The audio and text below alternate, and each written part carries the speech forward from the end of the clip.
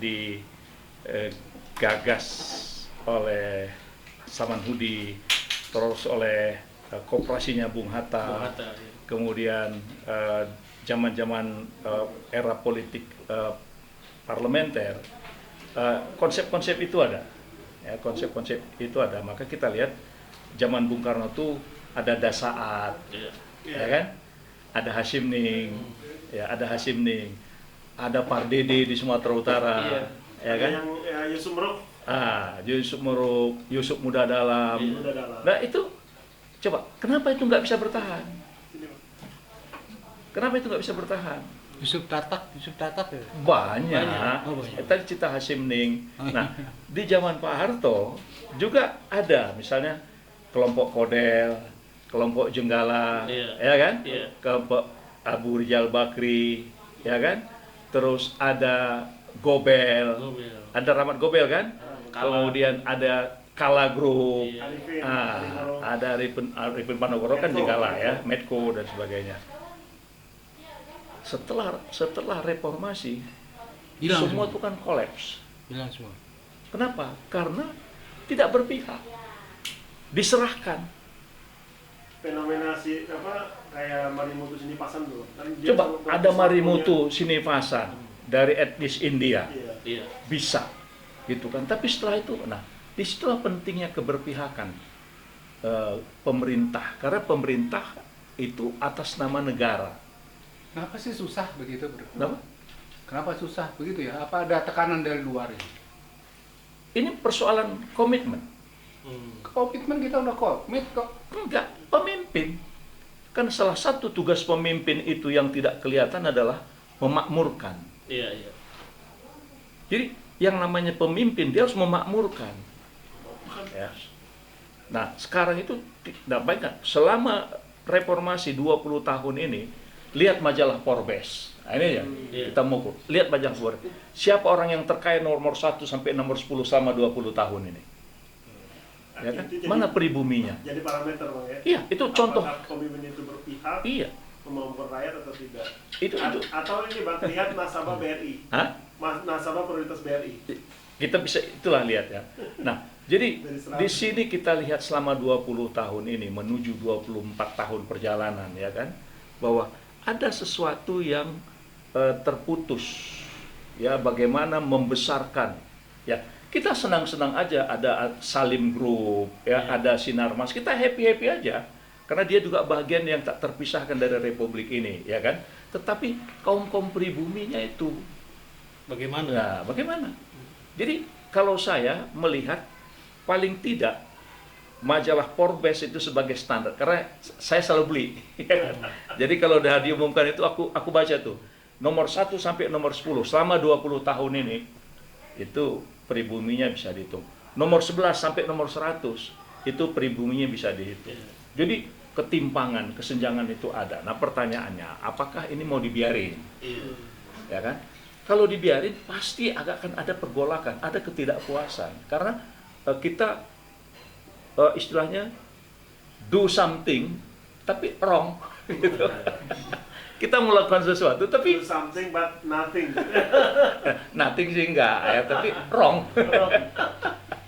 Ya, kita lakukan sesuatu tapi keliru. Do wrong. Ya kan? Nah, jadi memang kalau kita lihat tadi itu ya zaman Pak Harto itu ada. Kita lihat ada Sukamdani ya. Ada Probo Stejo ya dengan Kedaung grupnya gitu kan. Masih ada perimbangan gitu kan.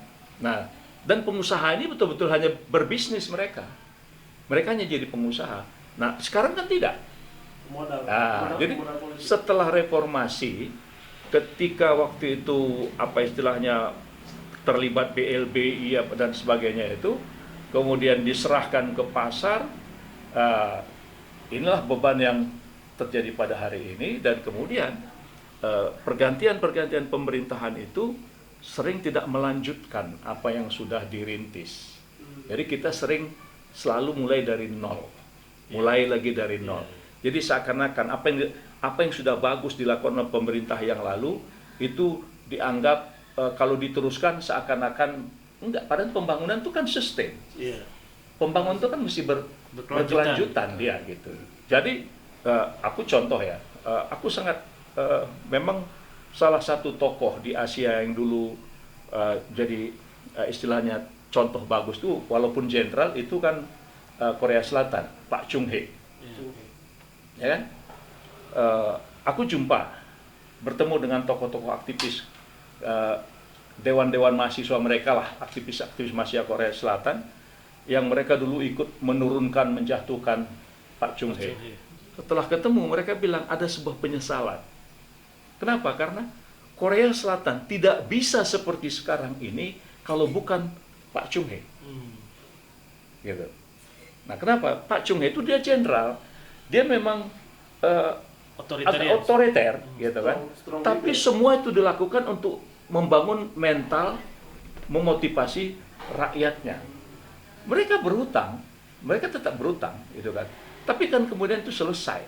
Karena Pak Chung Hee itu merintisnya itu dengan semua idealisme yang dia buat, mulai dari tingkat pedesaan, dia lakukan itu semua sampai jadi negara industri, dan ada sikap mental mereka yang kita harus kagum. Cobalah setelah reformasi di Korea Selatan, berapa presidennya yang masuk penjara? Hanya gara-gara jam tangan. Dan aku ketemu tuh waktu jadi Menteri Kehutanan tuh, senang juga lah bisa bertemu dengan ada mantan presiden yang dia kemudian dia dihukum gara-gara terlibat dianggap korupsi, kemudian dia dipenjara, tapi kemudian dia menjadi spiritual. Aku lupa tuh, Chun Do-hwan apa siapa namanya, lupa ya, perlu dicari lah ya. Tapi dia yang pertama, presiden pertama setelah reformasi yang masuk penjara. Nah, waktu jadi Menteri Kehutanan, entah bagaimana ceritanya kok aku bisa ketemu sama dia, gara-gara aku ngomong sama orang-orang Korea yang salah satu idola saya pemimpin di dunia ini Pak Chung Hee. Mereka kaget gitu kan, kok aku tahu tentang Pak Chung Hee gitu kan. Ya aku bilang karena dia ada program desanya itu, ya apa itu Sampo Andong itu ya. Itu. Nah jadi akhirnya ketemu dengan pendukung-pendukung Pak Chung Hee, dan kebetulan yang bawa aku itu dia aktivis mahasiswa pada zamannya itu yang ikut demo menurunkan Pak Chung Hee, tapi akhirnya nyesal gitu kan. Nah coba lihat Korea Selatan.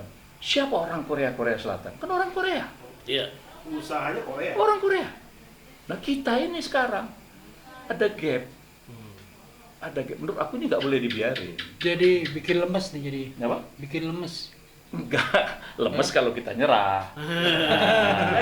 Iya kan kayak Lemes bikin kita lemes. nyerah. Tapi kita harus Ini mulai dari mana? apa? Nah, Dari mana mulai itu? lagi deh Itu pertanyaan. TNI. Apapun ceritanya, kita harus gunakan jalur yang disediakan oleh konstitusi.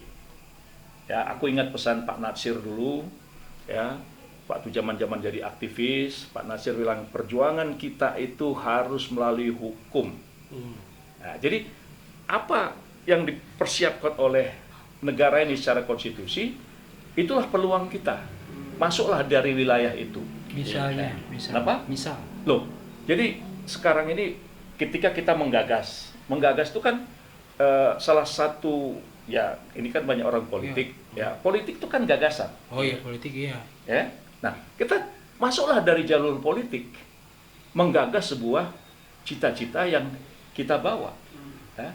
Nah, faktanya 76 tahun Indonesia merdeka, ada hampir 50 tahun ya partai-partai politik ini sudah memimpin dengan silih berganti, ya kan? Partai itu aja. Ya, dan itu aja. Ya, Gitu. Nah, kemudian Partai. yang ada adalah hutang yang makin Menumpuk. makin kalau bahasanya Indef tuh ugal-ugalan. Tapi kan 2 tahun lagi nanti itu juga. Kenapa? 2 Lah, tahun lagi. disinilah amanat. Karena aku bilang tadi, Pak Nasir mengajarkan gini, berjuanglah melalui hukum, jalur konstitusi. Nah, konstitusi mengingatkan kita, cerdaskan bangsa. Jadi kalau misalnya ada partai politik yang dia sudah berkuasa berkali-kali, tapi rakyat itu bukan makin senang, Iya. rakyat itu makin susah, utang makin numpuk. Nah, kita cerdaskan rakyat, bagaimana dia memilih Partai yang benar. partai yang benar itu. Dari samping itu apa nggak perlu mencontoh Korea Selatan tadi, seperti Pak Chung Hee. Ya, misalkan di kita kan kelompok militer banyak sini. Nah. Kenapa tidak dari militer? Coba lihat, gini. Pak Chung Hee itu jenderal, dia otoriter, tapi betul-betul dia berikan untuk rakyatnya. Bayangkan dia sampai ke jalan-jalan, melihat pembangunan itu. Ya, tapi dia nggak sempat masuk gorong-gorong. nggak. Kita nggak ada figur kayak itu. Jadi aku tidak pernah melihat Pak Chung Hee itu masuk gorong-gorong, nggak. Ya kan? Tapi dia Tapi boleh juga bang partai-partai kayak partai umat masuk gorong-gorong nggak apa-apa. Kalau jadi presiden. enggak. Jadi kita nggak mau karena nanti masuk gorong-gorong mampet gitu kan. Ya kan, gorong-gorong terus dibikin lancar. Iya. Jadi arus itu hujan sederas apapun lancar. Lancar. Tapi kalau kita masuk gorong-gorong jadi mampet dia. Nah, jadi cerita tadi Pak Chung Hee tadi, ya, memang dia otoriter, tapi seluruh yang dia peroleh, yang dia dapat pinjaman dari negara manapun, termasuk dari Amerika, itu betul-betul dia kasih untuk rakyatnya. Nah, sebetulnya Pak Harto, kita boleh dulu mengkritik Pak Harto. Tapi Pak Harto itu lihat, dia dapat pinjaman luar negeri. Ya, selama 30 tahun itu dapat pinjaman luar negerinya hampir 1.250 triliun. Hanya 125 miliar dolar, 34 tahun loh. Tapi nampak, coba irigasi yang ada sekarang ini zaman siapa? Iya. Ya Pak Harto. Jadi semua irigasi, bendungan-bendungan irigasi yang sekarang ada yang masih produktif di wilayah Jawa Barat, Jawa Tengah, Jawa Timur, itu adalah peninggalan Pak Harto. Nah, selama reformasi ada sih di beberapa daerah di luar, tapi kan ada irigasinya, nggak ada sawahnya. Sama halnya asal jalan tapi nggak ada mobilnya ya. Ada bendungan dibangun di daerah Lampung, dibangun bendungannya. Nah, diresmikan waktu musim hujan. Iya. Ya, karena diresmikan bulan Oktober musim hujan, duitnya nggak ada, airnya ada. pinjolnya ada. Begitu musim bulan April kering. Boro-boro buat Ah. sawah kering. Kan ini berarti kita Atau tidak mungkin serius. salah ini, Bang. Jadi Pak Chung Hee itu ya salah satu kekaguman terhadap Pak Chung Hee. Dia memang otoriter. Tapi lihat yang dia tinggalkan hari ini untuk rakyat Korea. Ya kan? Tapi Wah. sekarang jenderal nggak ada yang otoriter nih Kenapa? di Indonesia nih sekarang. Ada yang nurunin baliho. Itu bukan jenderal, politisi itu. Yang nurunin baliho pakai panser tuh apa tuh? Iya. Politisi, Itu politisi. pengusaha baliho bang. Pengusaha baliho. Tugas Pemda. Apa itu nggak otoriter? Iya, iya. Ya kan? Hah? Nggak, ini kita jangan sebut namanya ya. Iya. Tapi itu contoh. Jadi Ya. otoriter ya. Jadi otoriter tapi ekonomi anjlok. Anjlok. Berarti itu tadi do something but wrong. Dia melakukan sesuatu tapi salah gitu. Nah, jadi ini kalau cerita Pak Chung Hee itu memang ya Pak Chung Hee resikonya dia dimanapun kekuasaan yang terlalu lama pasti timbul ketidakpuasan. Ya kan? Nah, Biasa begitu ini. juga contoh waktu aku ke Mesir, ke Kairo. Kebetulan yang nyambut itu aktivis juga, aktivis yang ikut menurunkan Husni Mubarak. Ya. Nah, begitu kami jalan-jalan bersama dengan dia, ngobrol lah, puas lah karena dia aktivis ya kan. Kita ngobrol lah sepanjang beberapa hari di Kairo tuh keliling ngelihat piramid apa. Kemudian kita cerita gimana nih setelah Husni Mubarak di demo oleh mahasiswa. Dia bilang, saya nyesal tuh katanya ikut-ikut. Loh, kenapa nyesal? Kan udah ganti. Iya, ternyata begitu turun Husni Mubarak, nilai mata uang Kairo turun katanya gitu. Nah, itu tadi karena ada hal-hal yang sudah dibangun dengan baik, Tidak kemudian sustain. dirusak, tidak dilanjutkan. Sustainable. Nah, jadi kita pun begitu. Ya kalau kita mau, ya kalau nanti dibilang ini kita bilang nyinyir, cerewet, tapi ini kan kecintaan kita terhadap Republik ini dan lihat masa depan generasi milenial kita itu, gitu kan? Karena seperti ini, ketika kita mengajak supaya para pengusaha HPH itu menanam kembali hutan-hutan yang mereka tebang, ya, jadi bukan lagi sekedar TPTI, tapi memang harus ikut menanam, mempersiapkan pembibitan. Itu sebenarnya adalah untuk mempersiapkan dinikmati oleh generasi yang akan Yang datang. akan datang. Harusnya. Ya, cuman sekarang ini kan terus diributin, dipersoalankan terus. Akhirnya nanam enggak. Nah, ujung-ujungnya kita di-ban secara internasional dengan berbagai macam isu. Iya, Ya sawit, kan? tentang sawit Ah. dari Eropa. Nah, jadi kan ini nggak fair, Iya. ya nggak fair. Nah, jadi disinilah kita butuh leader, ya leader yang kuat, ya. Kemudian melihat bagaimana negara-negara lain itu bisa sukses, bisa maju. Tapi leader yang akan datang kayaknya nggak ada nih, kayaknya belum ada nih. Yang 2 tahun lagi nih. Nah, jadi gini, kalau cerita ini kita boleh berbeda pendapat, Iya. ya, apalagi memang beda pendapatan. Asik nih, asik nih. Ya kan? Kita boleh beda pendapat, apalagi memang beda pendapatan. Nah, jadi ketika kita bicara tentang pemimpin yang akan datang, kita harus fair.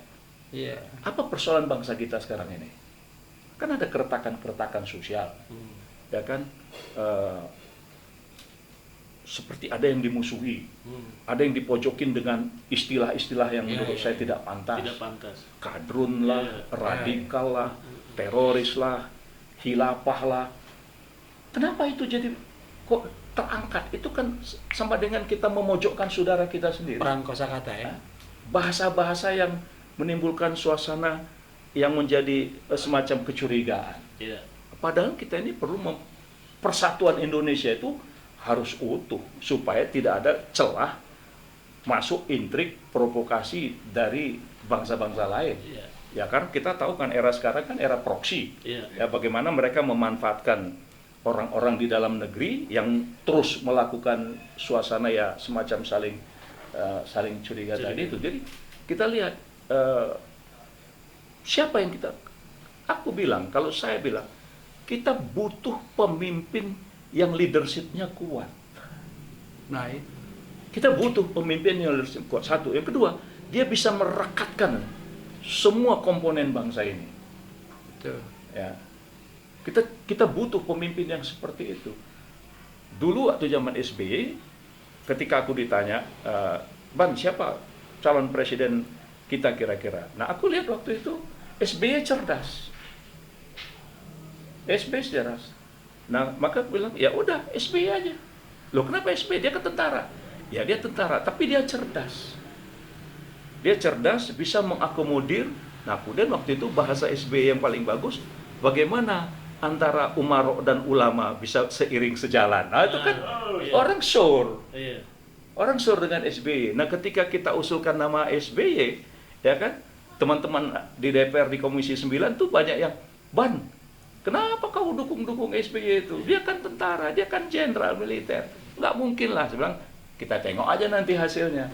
Nah, ternyata sejarah menunjukkan putaran pertama SBY kuat kan gitu. Nah, jadi rakyat itu pun sebenarnya kalau dibuka secara clear, tidak ada istilahnya vested atau conflict of interest, ya.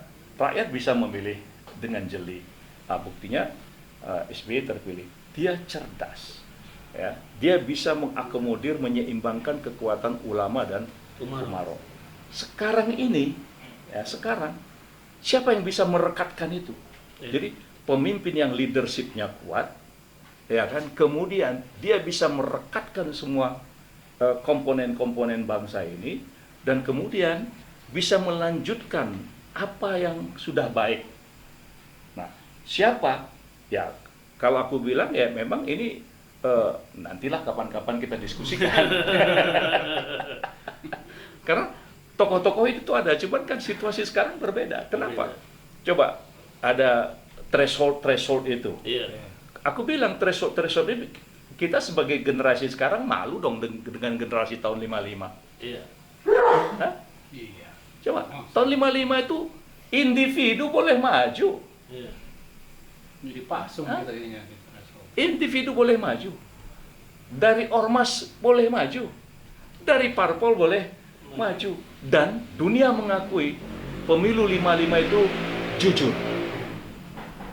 Nah, sekarang pertanyaannya, berapa banyak KPU kita yang S2? Ya, sudah S2, S3, Iya. background aktivis Ya. yang selalu berbicara tentang demokrasi. Tapi pada saat dia memegang amanah salah satu institusi untuk melahirkan, merekrut calon-calon anggota parlemen dan presiden, ternyata tercederai dengan ketidakjujuran. Ya. Nah ini terserah. Ya, jadi kalau saya bilang, bagaimana kita bisa mendapatkan pemimpin yang leadershipnya kuat, pemimpin yang bisa mempersatukan bangsa, ya maka kalau aku bilang sekarang itu, ya aku setuju. Nah, dari awal itu kita sudah mengatakan nggak perlu ada threshold, Oh itu harus. nggak perlu ada threshold. Untuk presiden, Pak. Untuk presiden. Untuk presiden maupun parlemen, Oh. supaya sebuah aspirasi itu masuk. Masuk. Ya.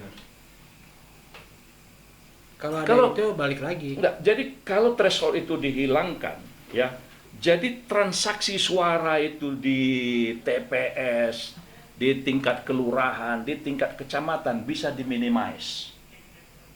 Bisa diminimize. Ini pengalaman. Ya, ini pengalaman kita. Ya. Apalagi kita ini sekarang hasil pemilu itu sudah diketahui sebelum pencoblosan. Kan asik tuh, Iya, iya. ya kan? Belum pencoblosan, hasilnya udah Sudah diketahui. diketahui. Berdasarkan riset. Iya. Dan kemudian hasil pemilu itu membenarkan apa yang dibilang riset. Iya. Termasuk polling presiden sekarang nih. Ya itulah, itu termasuk. Termasuk. Ya kan? Kan kita disindir oleh banyak pemimpin dunia. Hebat Indonesia itu pemilunya. Iya. Belum pemilu udah ketahuan Udah hasilnya. ketahuan hasilnya. Ya kan? Dan kemudian itu disesuaikan dengan hasil survei. Coba bayangkan. Kenapa? Ini tidak jujur. Secara akademik juga tidak jujur. Iya. Tidak fair. Nah, jadi kalau parliamentary threshold itu dihapuskan, partai segurem apapun, kalau dia memperoleh suara dari rakyat, dia berhak masuk. Cuman di parlemen perlu diatur. Untuk membentuk fraksi itu boleh berapa persen. Nah, itu boleh tuh. Iya, iya. Untuk membangun fraksinya boleh. Menurut aku tuh boleh. Jadi syarat mendirikan fraksi minimal itu 10%. Nah, nggak apa-apa. Tetapi orang-orang partai, jadi orang partai politik dari partai manapun yang cuma dapat satu kursi dia di DPR, dia tinggal pilih kemana dia bisa menyalurkan aspirasinya. Nah, ini kan masalah teknis. Ini masalah teknis. Tapi untuk menyambung apa yang menjadi suara rakyat tadi itu, ya bukalah. Kenapa kita batas-batasi dengan threshold itu, dan akibatnya biaya, ya biaya menjadi anggota parlemen itu menjadi mahal. Kan kita dengarnya nggak enak, Iya. ya habis 10 miliar, habis 20 miliar. Nah gaji jadi DPR tuh berapa sih? Iya. Berapa sih gaji DPR? Katakanlah 100 juta, 1 tahun sama 1,2 miliar, 5 tahun 6 miliar, ya kan?